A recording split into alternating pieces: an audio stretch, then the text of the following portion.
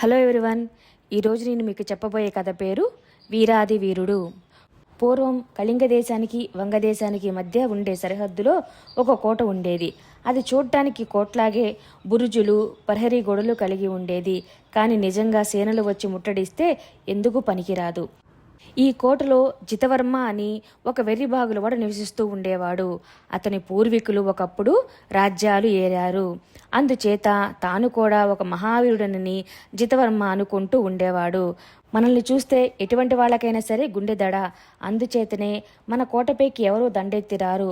అర్జునుడు కనుడు ఏకమై వచ్చినా నా దాటికి తట్టుకోలేరు అని జితవర్మ ప్రగల్భాలు పలుకుతూ ఉండేవాడు. చుట్టుపక్కల వాళ్ళు అతని ప్రగల్భాలు నమ్మినట్టు పైకి నటిస్తూ చాటుగా అతన్ని చూసి నవ్వుకుంటూ ఉండేవాళ్ళు.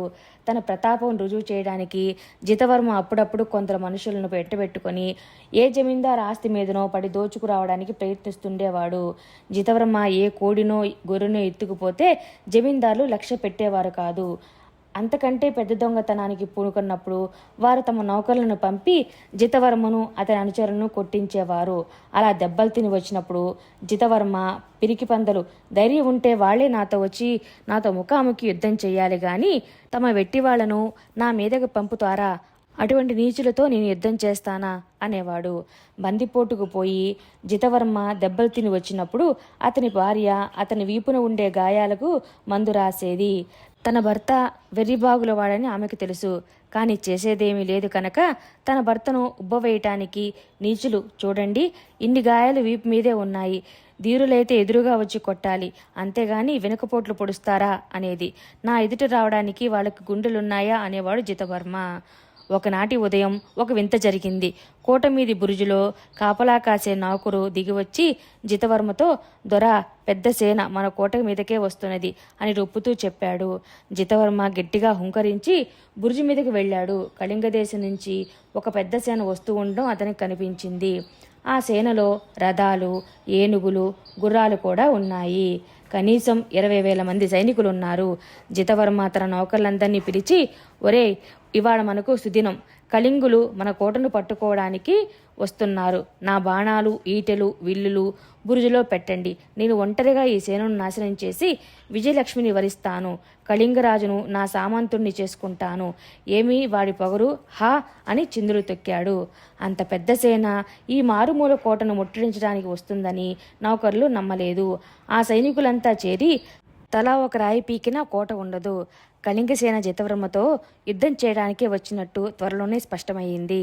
ఆ సేనలు కోటకు ఒక ఫర్లాంగు దూరంలో వచ్చి నిలబడ్డాయి. సేనాధిపతి గుర్రం మీద కోటను సమీపించి తల ఎత్తి బురుజులో ఉన్న జితవర్మతో, ఈ కోటలో ఉండే పరాక్రమశాలి ఎవరు అని అడిగాడు. వేరే అడగాలా? నేనే అన్నాడు జితవర్మ ధీమాగా. అయితే వెంటనే మీ కోటను మా వశం చెయ్యండి, లేదా యుద్ధంలో మిమ్మల్ని మీ కోటను నిలమట్టం చేసేస్తాం. కళింగదేశపు రాజు ఆజ్ఞపై మేము వంగదేశాన్ని యావత్తు దిగ్విజయం చేయవచ్చాం అన్నాడు కళింగ సేనాధిపతి. ఔరా నీచుడా, ఏమి మీ రాజు కావరముచ్చూడు, నిన్ను నీ సేనను ఇప్పుడే యమలోకానికి పంపుతాను. జితవర్మ పరాక్రమం ఏమనుకుంటున్నావు అంటూ జితవర్మ శత్రు సేనాధిపైన ఒక బాణం ఎక్కుపెట్టి వదిలాడు. ఆ బాణం సేనాధిపతికి చాలా దూరంలో పడిపోయింది. సేనాధిపతి సంజ్ఞ చేశాడు. కొంత సేన ముందుకు వచ్చి కోటపై బాణాలు వేయనారంభించింది. జితవర్మ తన భటులను హెచ్చరించి సైనికులపైన బాణాలు కురిపించసాగాడు. అతని బాణాలు కానీ కళింగ సైనికుల బాణాలు కానీ ఎవ్వరికీ తగల్లేదు. ఏమీ నష్టం కలిగించలేదు. ఈ విధంగా ఒక అరగంట సేపు యుద్ధం జరిగాక కళింగ సేనలు వెనక్కి తగ్గాయి. పిరికి పందలు, వెనక్కు వెళ్లారా? నా ప్రతాపం వాళ్ళెరగరు అని జితవర్మ తన భటులతో అన్నాడు. అయితే కళింగ సేనలు పూర్తిగా వెళ్లిపోలేదు. కోటకు ఒక ఫర్లాంగు దూరంలో వాళ్ళు శిబిరం ఏర్పాటు చేసుకున్నారు. రోజు ఉదయం పూట ఒక అరగంట, సాయంకాలం పూట ఒక అరగంట కొద్దిమంది సైనికులు ముందుకు వచ్చి కోట గోడలకేసి బాణాలు కొట్టి మళ్లీ వెనక్కి వెళ్లిపోయేవారు. ఇలా 10 రోజులు గడిచాక కళింగ సేనాధిపతి తన గుర్రం మీద కోటను సమీపించి, జితవర్మ, మేము యుద్ధంలో ఓడిపోయాము. మనం సంధి చేసుకునేటందుకు గాను కోట ద్వారాలు తెరిపించండి అని కేక పెట్టాడు. ఈ పని మొదటనే చేస్తే మీకు మాకు కూడా ఎంతో శ్రమ తప్పేదిగా అంటూ జితవర్మ కోట తలుపులు తెరిపించి శత్రు సేనాధిపతిని లోపలికి రానిచ్చాడు. ఇక నుంచి మీ కళింగరాజు నాకు సామంతుడిగా ఉండి కప్పం చెల్లిస్తాడా అని జితవర్మ సేనాధిపతిని అడిగాడు. అప్పుడే కాదు, ప్రస్తుతానికి మటుకు మా సేనలో సగానికి పైగా యుద్ధంలో చనిపోయినట్టు, మిగతా సగంలో ఒక వంతు మీకు ఖైదీలుగా చిక్కినట్టు పత్రం రాసి ఇవ్వండి అన్నాడు కళింగ సేనాధిపతి. ఆ పత్రం తీసుకుని సేనాధిపతి తన సేనతో సహా వంగరాజు వద్దకు వెళ్ళాడు. అసలు సంగతి ఏమిటంటే కళింగ రాజ్యాన్ని కాజేయటానికి గాను ఒక కుట్ర జరిగింది.